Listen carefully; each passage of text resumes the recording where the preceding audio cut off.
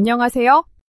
오늘은 형사재판에서 많은 분들이 궁금해하는 주제, 바로 집행유예 중에 다시 범죄를 저지르면 어떻게 되나요? 그리고 그 전에 꼭 알아야 할 집행유예의 선고 요건에 대해 이야기해 보겠습니다. 집행유예 누가 받을 수 있을까요? 집행유예는 법원이 피고인에게 당신의 죄는 인정되지만 바로 교도소에 보내지는 않겠다는 뜻으로 주는 마지막 기회입니다. 하지만 아무에게나 주어지는 건 아닙니다. 형법 제62조에 따르면 3년 이하의 징역이나 금고 혹은 500만 원 이하의 벌금형을 선고받은 경우에만 집행유예가 가능합니다. 즉 죄가 너무 무겁지 않고 범행 후 반성하거나 피해자와 합의하는 등 사정이 참작될 만할 때만 법원은 일정 기간 동안 형의 집행을 미뤄줄 수 있습니다. 그 유예 기간은 1년에서 5년 사이로 정해지고 그 기간 동안 다시 범죄를 저지르지 않으면 형은 집행되지 않습니다. 하지만 한 가지 중요한 제한이 있습니다. 예전에 이미 징역이나 금고 같은 실형을 받고 교도소에서 복역한 뒤 출소한 지 3년이 채 지나지 않은 상태라면 집행유예는 다시 받을 수 없습니다.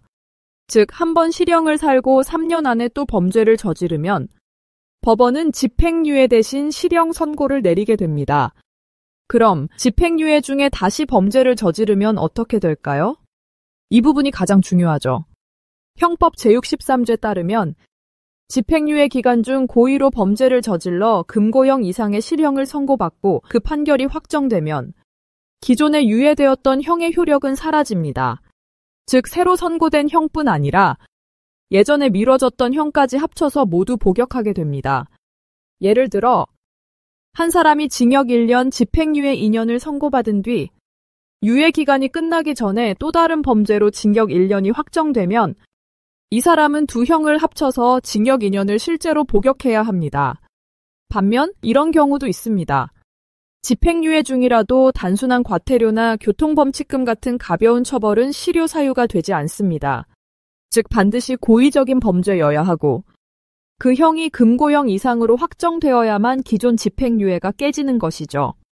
정리하자면 집행유예는 단순한 관용이 아닙니다. 법원이 사회 안에서 스스로 반성할 기회를 주겠다는 뜻으로 내리는 엄격한 조건부 선처입니다. 유예 기간 중 다시 범죄를 저지르면 그 순간 미뤄졌던 형이 되살아나고 결국 실형으로 교도소에 수감됩니다. 그래서 집행유예는 단순히 감옥 가지 않는 판결이 아니라 언제든 실형으로 바뀔 수 있는 판결이라는 점을 꼭 기억하셔야 합니다. 결론입니다. 형사재판에서 집행유예를 받는다는 건 판사가 피고인의 반성과 재범 방지를 믿어주는 마지막 신뢰이기도 합니다. 만약 현재 집행유예를 받고 있거나 재판을 앞두고 선처를 받고 싶으시다면 전문가와 함께 의견서, 반성문, 자료를 체계적으로 준비하는 것이 좋습니다. 재판을 앞두고 법률 서류 작성이나 의견서 준비가 필요하시다면 영상 고정 댓글에 안내된 형사 전문 법무사 사무소로 문의해 주시면 됩니다. 감사합니다.